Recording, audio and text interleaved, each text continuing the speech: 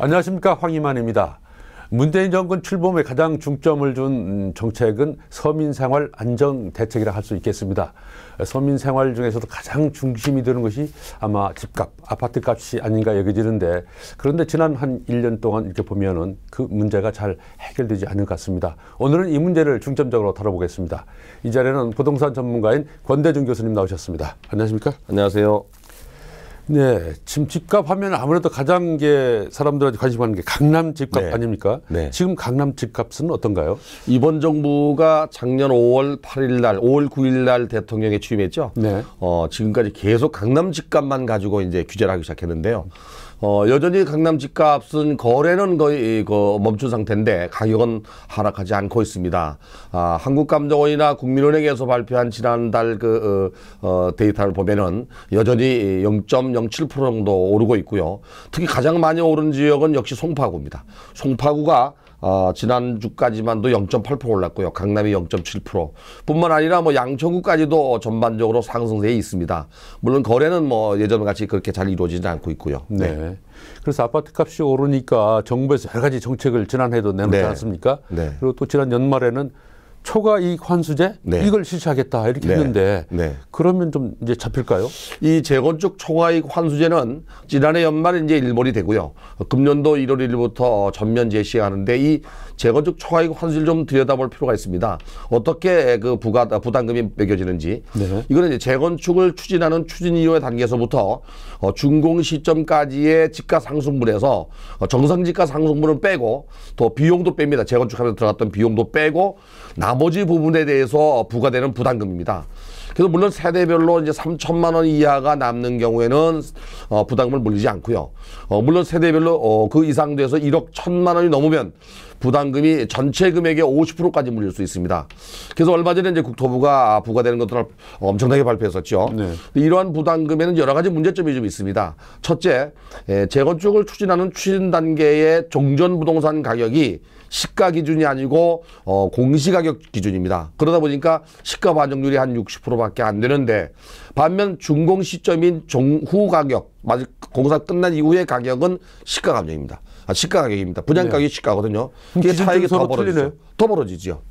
그런 패단이 있고, 또 하나 이제 미실현 이득에 대한 과세라는 논란이 있는데요. 그거는 제 개인적인 의견은 일부는 미실현 이득이 맞습니다. 왜 그런가 하면은 추진위원 단계에서는 토지 등 소유자 또는 조합원들이 재건축을 하겠다고 도장만 찍어주고 보통 한 2년, 3년, 4년 가거든요. 네. 조합인가를 받고 사업 승인을 받고 건축허가 받고 그다음에 이제 관리처분 단계까지는 소유자들은 모릅니다. 그냥 한 몇 년 지나가거든요. 이렇게.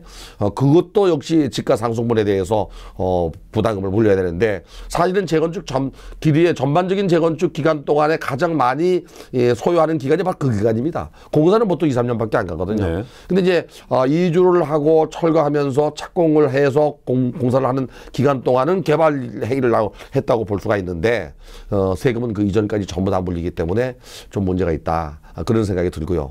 또 한 가지 문제점은 이제 거주하고 있던 사람들이 자기 집을 자기가 새롭게 짓는데도 불구하고 갑작스럽게 부담금이 1억, 2억, 3억 나와버리면 준비된 돈이었기 때문에 집을 팔고 나가야 되는 문제가 나옵니다. 그러니까 집값을 떨어뜨리기 위해서 일부 그렇게 한 거 아닌가요? 네. 이제 정부의 의도와 반대로 갈 수가 있거든요. 그래서 이 부담금을 물림으로써 오히려 강남 지역의 집값이 양극화되지 않겠나. 이 부담금을 지난해까지 물리지 않았던 단지는 가격이 더 오르고, 또 앞으로 이제 부담금이 대상되는 아파트들은 오히려 답보 상태가 되는, 또 사업이 지연돼서 도시가 슬럼화되거나 또는 낡은 아파트에 그냥 거주해야 되는 그런 문제들이 발생할 수도 있습니다. 네. 이 초과이익 환수제는 그러니까 작년에 이미 네. 시행 그런 재건축 단지는 부과 안 되고 올해부터 하는 재건축 단지에 부과한다 이런 얘기죠. 네. 그런데 이제 문제는 지난해 그 관리처분 인가를 신청한 단지는 네. 이걸 다 피해갈 수 있는 걸로 잘못 알고 있는 것도 있습니다. 작년 연말까지 관리처분 인가를 신청한 단지가 재건축 초과이익 환수제를 피해가는 게 아니고 인가를 받아야 됩니다. 신청만 했다가 다 되는 건 아니에요? 그렇죠. 인가를 못 받으면 다시 원상복귀되는 거죠. 재건축 초과이익 환수제 대상이 됩니다. 네. 네. 그렇다면 또 상당수가 거기서 인가를 못 받으면 네. 그래 되면 이제 주민 간의 갈등이 있을 수 있습니다. 조합은 이거를 피해가겠다고 해서 신청을 했는데 네. 물론 이제 절차를 밟아서 차근차근 정리해서 주민들의 의견을 반영해서 신청했어야 되는데 네. 일단 신청하고 본 거죠. 그리고 경면 변경은 가능하니까 변경 신청을 들어가는 경우도 있고 이게 다시 또 이제 인가를 받는 과정에 문제가 되면 이 재건축 추진 과정에 갈등이 일어날 수도 있죠. 인가를 못 받게 되면. 이 초과이익 환수제에 대해서는 그동안 언론에서 여러 가지 얘기가 많이 나왔었는데 네. 과연 이게 헌법 정신을 맞는 거냐. 그래서 세종대 변창업 교수 같은 분은 뭐 위헌이 아니다 이런 네. 얘기도 하시던데 네. 이 위헌성 여부는 없습니까? 지금 아마도 강남 지역의 몇 개 단지가 위헌 판결 신청을 낸 걸로 알고 있습니다. 사실 이게 이제 조금 전에 제가 말씀드린 대로 이제 미실현 이득에 대한 과세라는 문제가 있습니다. 이게 이 그 개발 행위를 하지 않았는데도 불구하고 부담금을 물리기 때문에 문제가 있다고 이렇게 그 주민들은 좀 생각하고 있고요. 일부 학자들이나 일부 변호사들도 이거는 미실현 이득에 해당된다고 얘기를 하고 있습니다. 아마도 대법원 판결 다시 한번 나와야 되지 않겠다는 생각이 들고요. 애당초 이거를 그 법률을 만들었을 때의 취지를 한번 우리가 더듬어 볼 필요가 있습니다. 노태우 정부 당시에 토지 공개념을 도입하면서 불로소득, 소위 말하는 이 토지 공개념 제도로 도입된 법률이 세 가지가 있습니다. 그 첫째가 바로 공환지세라고 하는 토지 초과이익세가 있죠. 네. 택지를 분양받고 나서 개발하지 않으면 주변 지역이 개발되면 지가가 상승한 이후에 토지 가격이 올라간 상태에서 매각을 하면 개발이익이 생기죠. 그렇죠. 개발행위 안 했는데도 네. 불구하고 이럴 때 부과하는 세금이 있었고요. 두 번째는 이제 택지 소유 상한에 관한 법률이 있습니다. 대지가 200평이 넘고 건평이 99평, 100평 가까이 되면 이제 중과에서 한 적이 있습니다. 마지막 한 가지가 개발이익 환수에 관한 법률입니다. 개발을 함으로써 이익이 발생하면 거기에 응당한 그 사회적 책임을 묻는 부담금을 물린 적이 있는데요. 이 세금을 물린 적이 있는데 이것이 전부 위헌 판결을 받았습니다. 그래서 법이 다 없어졌습니다. 없어졌는데 노무현 정부가 들어서면서 2006년도에 다시 이거를 좀 피해서 세금 성격이지만 세금이 아닌 부담금 성격으로 만든 것이 재건축 초과이익 환수제입니다. 이거는 엄밀히 말하면 부담금이라고 봐야 됩니다. 재건축을 하면서 인근 지역의 교통 유발이나 인구 유발이나 여러 가지 환경 유발 때문에 물리는 부담금이라고 봐야 됩니다. 그래서 위헌 판결을 피해갔다고 보고 행정법원도 그렇고 이렇게 그 판결을 한 적이 있습니다. 그러나 엄밀히 말하면 이것도 세금 아니냐 이렇게 따지기 때문에 이게 이제 미실현 이득에 대한 과세 아니냐. 그래서 강남 일부 사람들은 아마도 좀 헌법소를 내는 것 같습니다. 이 초과이익 환수제는 그러니까 재건축을 해서 다 준공이 다 돼서 입주하는 시점에서 이걸 내는 겁니까? 아니면 매매할 때 내는 겁니까? 입주 시점에 냅니다. 그래서 무슨 문제가 있냐면요. 만약에 이제 우리 그 황 사장님 같은 경우가 재건축 아파트를 갖고 있다가 관리처분 인가 시점쯤에 팔았어요. 네. 아니면 뭐 관리처분 인가 이후에 팔을 수도 있습니다. 팔고 나갔는데 많이 올랐겠죠. 네. 근데 그 다음에 산 사람은 기간이 짧은 기간에 재건축 아파트를 샀어요. 그래서 준공이 되면은 자기는 해당되지 않지만은 추진율 구성 단계에서부터 중공 시점까지 가격이 많이 올랐겠죠. 예. 오르게 될 세금을 냅니다. 이거는 이제 조합에 부과되는데 조합이 모든 조합원한테 n분의 1로 부과합니다. 그러면은 처음부터 시작해서 끝까지 한 사람은 많은 이익을 봤으니까 네. n분의 1로면 상대적으로 적게 돈을 내게 되고 아니죠. 처음부터 집을 갖고 있다가 재건축이 준공된 데까지는 이익이 많으니까 내겠죠. 예, 그러니까 중간에 팔고 난 사람은 세금을 안 내고 나가는 겁니다. 상대적으로 그러니까 나중에 산 사람은 n분의 1로 하면 더 네. 많이 내게 되는 셈이고 그렇죠. 처음부터 한 사람은 적게 내는 셈이고 네. 이것도 그리고 약간 중간에 매매해서 들어간 사람은 과거에 갖고 있지도 않았지만 과거에 상승한 것까지 다 물어야 되는 그런 불합리함도 있습니다. 네. 이런 그 초과이익 환수제가 실시가 된다면 과연 네. 얼마 정도의 이 환수금을 내야 되는 건지 그 계산이 되나요? 그게 이제 규모의 경제에 따라 다른데 강남 지역 같은 경우는 규모가 크거나 또는 뭐 면적이 큰 거, 그 단지가 큰 거죠. 교통이나 입지 조건이 좋은 단지는 상당한 개발이익이 있을 수 있습니다. 부동산 가격은 이제 뭐 미래 가치가 있기 때문에 요새 현재 가치가 높게 경쟁되는데 특히 재건축 단지 같은 경우는 뭐 5층, 10층이 20층, 3층 정도로 이렇게 늘어나는 부분이 많기 때문에 또 새로운 아파트로 이렇게 그 환경이 바뀌기 때문에 이제 가치가 높아지는데요. 강남 지역 같은 경우 뭐 상당수 이 재건축 초과이익 환수제에 해당된다고 보고 물린다면 적어도 1억 이상, 많이는 뭐 한 4, 5억까지 나온다고 생각이 됩니다. 집도 팔지 않았는데. 네. 그러니까 통상적으로 그 개발 부담금처럼 이 재건축 초과이익 환수제 돈을 준비하지 않은 사람은 결국에 대출을 받아서 내거나 집을 팔아야 되는 문제가 나오겠죠. 나중에 입주도 못 할 수 있겠네요. 그렇죠. 네. 그럴 현상이 나타날 수 있습니다.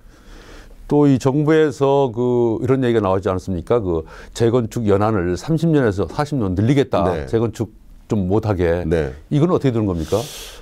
지금 원래는 이제 원래 20년이었습니다 이게. 네. 20년이었다가 30년 됐다, 40년 됐다, 다시 30년 됐죠. 고무줄처럼 그 정부에서 이거 늘렸다 줄였다 했습니다. 지금 그 정부에서 재건축 연한을 40년으로 늘리거나 또는 안전진단을 강화하겠다는 얘기를 했죠. 만약에 40년으로 늘리게 되면 결국에 폭탄 돌리기가 됩니다. 이거는. 10년 후에 또 이런 현상이 벌어질 거란 말이죠. 언젠가는 재건축해야 되니까. 네, 강남 지역에 새로운 주택을 공급할 수 있는 토지가 없기 때문에 결국에 재건축을 통해서 새로운 아파트를 소위 신상품을 공급해야 되는데 이게 폭탄 돌리게 되지 않겠나. 연한을 늘리는 건 아무 의미가 없다고 생각되고요. 근본적인 해결책을 내놔야 됩니다. 연한 늘리는 것은 잠시 좀 피해가자. 네. 이런 얘기겠군요. 그렇죠. 네. 예. 또 그다음에 이 걱정되는 게 이 초과이익 환수제가 재건축에만 해당되고 네. 재개발하는 데는 네. 거기도 분명히 초과이익이 발생할 텐데 네. 왜 한쪽만 부과 한쪽으로 왜 부과하지 않습니까? 이게 이제 재건축 사업과 재개발 사업의 차이점이 있습니다. 똑같이 노후 불량하거나 똑같이 열악한 건 마찬가지지만 재건축 사업은 단지 내 환경이 도시 기반 시설에 되어 있습니다. 그러나 재개발 사업은 노후 불량한 주택은 동일하지만 도시 기반 시설 자체가 아주 매우 열악하게 되어 있습니다. 길도 꼬불꼬불하고 상하수도 정비되어 있지 않은 상태이기 때문에 만약에 이제 정비 사업을 하면서 재건축이나 재개발을 하게 되면 재건축 사업은 모두 다 헐어버리고 새로운 건물만 지으면 됩니다. 그리고 늘어나는 것만큼 이제 세대수가 늘어나는 것만큼 도로를 좀 넓혀주거나 또는 이걸로 끝나지만 재개발 사업은 그 지역 내에 도로를 넓히거나 도시 기반시설을 만들거나 공원이나 주차장도 만들어야 되기 때문에 가용 토지가 줄어듭니다. 소위 말하는 공공용지로 나가는 비율이 높기 때문에 실질적으로 아파트를 지을 수 있는 땅이 부족합니다. 그래서 개발 이익 자체가 재개발보다는 재건축이 높습니다. 그러다 보니까 재건축 이익을 극대화시키려고 이제 고초를 짓다 보니까 정부는 개발 이익이 많은 재건축만 규제했던 거죠. 지금 이렇게 정비 사업은 6가지 사업이 있습니다. 재건축 사업, 재개발 사업, 주거환경 개선 사업, 도시환경 정비 사업, 주거환경 관리 사업, 가로주택 정비 사업. 이 중에서 그래도 개발 이익이 가장 많은 것이 재건축 사업이기 때문에 재건축 초과 이익 환수제를 만들지 않았나. 그래서 다른 사업에도 물론 개발 이익이 있기 때문에 사업을 합니다. 개발 이익이 없으면 사업을 못 하게 되죠. 근데 이 부과되는 그 부과금 자체가 형평성에 논란은 분명히 있습니다. 그렇죠. 어쨌든 그 법의 정당성을 가지려면 그걸 좀 자기가 힘들이지 않고 사회적 이해에서 얻은 이익이니까 여기에 대해서 초과 이익을 좀 환수하겠다 한 건데 그러면 재건축 했으면 재개발에도 그런 걸 다만 플러스가 적더라도 내야 될 텐데 거기는 면제 준다는 게 형평성이 약간 그렇죠. 이게 이제 논란의 대상이 되고 있습니다. 그래서 그 재건축 사업에서 이 부담금을 물리는 그 자체를 재건축 소유자들, 소위 재건축하는 소유자들에게 사회적 책임을 다할 수 있도록 예전에는 재개발, 재건축 동시에 임대 아파트를 짓게 했습니다. 다시 말하면 증가되는 용적률의 일정 부분만큼 이제 그 임대 아파트를 짓게 했는데 이게 지금 없어졌죠. 다시 이번에 아마 정부가 그걸 또 이야기하고 있는 것 같은데 이 개발 부담금을 물릴 게 아니라 또 이 그 재건축 초과이익 환수를 물릴 게 아니라 그들이 사회적 책임을 다할 수 있는 도시 기반 시설을 뭐 충당하게 한다든지 사용자 부담 원칙이니까요. 아니면 임대주택을 짓게 한다든지 최소한의 어떤 그 항의가 있으면 이렇게 그 부담금 가지고 문제가 되지는 않을 거라고 생각이 됩니다. 이 초과이익 환수제에 대해서는 여러 곳에서 이거 문제가 있다 이런 이의를 제기하고 있는데 소관청 국토건설부에서는 교통부에서는 어떻게 생각하고 있죠? 뭐 이거는 뭐 행정법원이나 저 대법원에서 판결된 게 뭐 이 재건축 초과이익 환수제만 가지고 부담금 성격이기 때문에 문제가 없다고 했기 때문에 법률적 하자가 없다고 지금 밀고 가 있는 상태입니다. 이게 초과이익 환수제도 하겠다. 뭐 DTI도 신 DTI로 해서 좀 규제를 하겠다. 그럼에도 불구하고 좀 강남 집값이 계속 오르죠. 오르지는 않고 오르지 않습니까? 왜 그렇습니까? 우선은 뭐 수요가 많으니까 가격이 오르죠. 뭐 수요 공급 법칙에 의해서 수요가 많으면 가격이 오릅니다. 그러면 정부가 이거를 공급을 해야 되는데 공급할 토지도 또 없잖아요. 그러니까 강남 지역에는 더 이상 주택 공급이 어렵다고 생각하니까 한정된 물량의 수요가 많으니까 가격은 오릅니다. 그러면서 이제 재건축 시장을 중심으로 가격이 올랐던 것은 그동안 강남 지역에 신상품이 없잖아요. 이 그 점점 아파트도 고급화, 첨단화, 기능화로 가거든요. 스마트한 아파트가 만들어지니까. 그런데 새로운 상품인데 그렇죠. 새로운 상품을 소화하는 거죠. 그래서 가격이 계속 오르는 겁니다. 특히 이제 그 새로운 상품을 만들 수 있는 게 바로 재건축 아닙니까? 재건축으로 헐고 다시 짓는 거기 때문에 그래서 미래 가치가 있기 때문에 가격이 점점 오르는 거죠. 이 가격이 이게 내리지 않고 계속 오르니까 또 이제 보유세를 뭐 매기겠다 이런 얘기가 나오지 않습니까? 어떻습니까? 정부가 이제 그 다주택자에 대한 양도세 중과세가 3월 말까지 그 임대사업 등록을 하지 않거나 또는 뭐 매각하지 않으면 4월 1일부터 이제 양도세 중과세를 하겠다 그러죠. 그리고 장기보유 특별공제도 혜택을 주지 않겠다고 이미 선언을 했고 발표했습니다. 그래서 이제 이들에게 만약에 임대사업자 등록도 안 하고 매각도 안 할 경우에 보유세 인상 얘기가 지금 나오고 있습니다. 더불어민주당에서는 뭐 그 안을 가지고 있습니다. 아직 발표하지는 않았습니다만은 보유세를 재산세를 올릴 것인가, 종합부동산세를 올릴 것인가 가지고 저울질하는 것 같고요. 특히 이제 더불어민주당의 안을 보면은 재산세의 실효세율 자체를 올리겠다는 겁니다. 다시 말하면 공시가격이 시가의 한 60%밖에 안 되는데요. 이거를 80% 90% 올리겠다는 얘기입니다. 그럼 전반적으로 주택 소유자들의 부담이 늘어나겠죠. 재산세가 늘어날 거고요.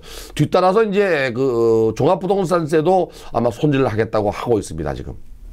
이 보유세를 올리고 그러면 집을 갖고 있는 사람들이 다세대 주택이라면 이게 무슨 뭐 전세값을 올리든가 매매할 때 올리든가 결국 아파트 값이 또 올라가는 거 아닌가요? 그렇죠. 대부분 이제 그 조세 전가라는 말이 있는데요. 재산세를 올리게 되면은 전월세 가격이 또 올라갈 수가 있습니다. 예를 들어서 재산세가 한 50만 원 올라갔다면 월세를 받는 사람이 한 50만 원 올려서 매월 한 5만 원씩 더 이렇게 부과하는. 그래서 이 조세 전가 형태가 나타나기 때문에 이 조세 반발이 나타날 수도 있고 또 이 가계 부담이 클 수도 있죠. 또 한 가지 더불어민주당이 생각하고 있는 것이 이제 종합부동산세인데요. 종합부동산세는 지난 2005년도 1월 달에 노무현 정부 당시에 재산세가 4억 5천만 원이 넘는 경우에 가구별 합산이 아닌 인별 합산으로 부과됐다가 그게 12월 달에 가구별 합산으로 바뀌면서 금액도 6억으로 올라갔죠. 그러다 보니까 이제 강남에 반발이 많았습니다. 그러다가 이후 2008년도 MB정부 당시에 이거를 인별 합산으로 바꿨습니다. 그리고 부과 대상을 1가구 1주택일 경우에는 9억 원이 넘는 경우에 부과를 했고요. 그 다음에 이제 그 1가구 1주택이 아닌 다주택자들은 6억 원이 넘는 경우에 부과를 했습니다. 물론 노무현 정부 당시에는 세율이 1%에 그 해당이 되게 많이 부과됐지만은 MB정부 때는 이거를 반토막 냈죠. 0.5%로 낮췄습니다. 이번에 더불어민주당이 생각하고 있는 것이 바로 이 종합부동산세 중에서도 1가구 1주택인 경우에는 12억 원이 넘는 경우에 1%의 종합부동산을 부과하겠다는 것을 안을 잡고 있습니다. 또 한 가지는 이제 1가구 1주택이 아닌 다주택자들은 9억 원이 넘는 경우에 부과 대상으로 잡고 있는 것 같습니다. 역설적으로 말하면 더불어민주당도 강남 지역의 집값이 오르는 걸 인정하는 것 같습니다. 그래서 인정하기 때문에 이 그 종합부동산세 부과 대상도 9억 원이 12억 원 되고 6억 원이 9억 원 되는 걸로 이렇게 3억씩 올려서 부과를 잡아놨습니다. 물론 아마도 노무현 정부 때의 그 종합부동산세 부과로 조세 반발이 있었던 트라우마가 아마도 더불어민주당에 아마 있을 거라고 생각이 됩니다. 그래서 쉽게 발표를 못하고 시행하는 것도 아마 굉장히 그 뜸을 들이고 있는 것 같은데 어쨌든 간에 이 그 종합부동산세뿐이 아니라 재산세를 인상해서 부동산 시장을 잠시는 진정시킬 수 있지만 장기적으로 볼 때에는 조세 반발뿐이 아니라 부동산 가격이 상승하는 국면에는 이 조세보다 이 세율보다 가격이 더 높이 상승하기 때문에 집값을 잡는 데는 역부족이라고 생각이 됩니다. 네. 집값을 안정시키려면 장기적인 대책이 좀 필요할 것 같은데 네. 권 교수께서 보시기에 좀 이런 곳으로 갔으면 좋겠다 하고 방향 제시를 할 수 있겠습니까? 제가 이제 언론이나 뭐 글을 쓸 때도 누차 제 주장을 말씀을 드렸는데요. 강남 지역의 집값이 많이 오르는 이유는 수요가 많아서 그렇습니다. 그리고 가격이 오르는 것을 통제하는 것보다는 공급을 늘려야 됩니다. 수요가 많기 때문에. 이번 문재인 정부는 취임한 이후에 크고 작은 대책 6번이 나왔죠. 그중에서 5번 정책이 규제 정책입니다. 특히 강남을 겨냥한 규제 정책은 수요 억제 정책과 가격 억제 정책입니다. 그것보다는 오히려 공급을 늘리는 정책, 그러면서도 수요를 분산하는 정책이 동시에 이루어져야 된다고 생각이 됩니다. 수요를 억제하는 것보다 수요를 분산하는 정책도 꼭 필요하고 또 규제 때문에 공급이 억제되는 것보다 공급이 늘리는 정책은 꼭 필요합니다. 공급을 늘리는 정책은 지금까지 말씀드린 대로 재건축 초과이익 환수제 같은 경우를 오히려 완화시켜서 공급을 늘리는 방안도 강구할 필요가 있고요. 그들에게 사회적 책임을 다할 수 있는 길을 만들어주면 됩니다. 그리고 이제 수요를 분산하는 정책은 강남과 비슷한 주변 지역에 현재 농지나 또는 농지의 효용성을 다하지 못하는 지역에 영구 임대주택을 지어서 공급하는 방법도 대안일 수 있습니다. 그리고 마지막 한 가지는 지난 2009년도 2월 12일부터 그해 연말까지, 그리고 2012년도 9월 22일부터 연말까지 정부가 미분양 아파트를 소진하기 위해서 단행한 특단의 대책이 있습니다. 그것이 뭐냐면 당시에 미분양 아파트를 구입하는 경우에 취득세를 50% 감면했고요. 또 5년간 양도세를 면제해서 미분양 아파트를 소진한 적이 있습니다. 이와 마찬가지로 강남 지역에 거주하는 사람들이 혹시나 그 다른 지역, 특히 수도권 지역으로 이전하는 경우에는 취득세나 양도세를 감면해서 이전시키는 방법도 한 방법일 수 있습니다. 특히 강남과 가까운 지역인 화성, 동탄 신도시 같은 경우는 현재 미입주 사태가 벌어지고 역전세난이 벌어지고 있습니다. 이런 지역에 그 미분양 아파트를 소진하거나 미입주 아파트를 또 소진하기 위해서는 이런 정책도 병행하는 것이 좋을 거라고 생각이 됩니다. 그 공공임대주택 말씀하셨는데 네. 공공임대주택이 중간에 이렇게 전매가 가능하다 보니까 네. 값이 올라오고 그렇지 않습니까? 그렇죠. 영구로 임대할 수는 없나요? 그러니까 지금 그 강남 지역의 세곡동이나 내곡동에 보금자리 주택을 MB정부 때 공급하면서 예. 5년, 10년 후에 분양하는 아파트로 했습니다. 현재 지금 거주하는 사람들이 매매를 할 수가 없습니다. 그런데도 불구하고 음성적으로 거래가 되는 가격이 분양 가격 2배가 넘습니다. 그래서 이거를 영구 임대주택으로 갔을 때에는 주변 지역에 미치는 영향이 적죠. 예. 그래서 강남 지역이나 집값이 오르는 지역의 임대주택은 영구 임대주택으로 지어야 됩니다. 놀이 중에 그 두더지 게임이 있습니다. 두더지 올라오면 망치로 때리는 건데요. 지금 그 현 정부의 그 아파트 정책을 보면 값이 오를 것 같으면 여러 가지 규제 정책을 펴서 이걸 잡겠다 이런 의지를 표시하고 있습니다. 그러나 많은 사람들이 그렇게 될까 하는 그 의아심을 갖고 있습니다. 장기적이고 또 근본적인 해결책을 위해서는 지금 말씀하신 대로 이 권대중 교수가 제시한 방향 같은 것을 좀 더 정부 당국이 심사숙고해서 그런 정책으로 갔으면 하는 바람입니다. 오늘 순서 마치도록 하겠습니다. 고맙습니다. 감사합니다.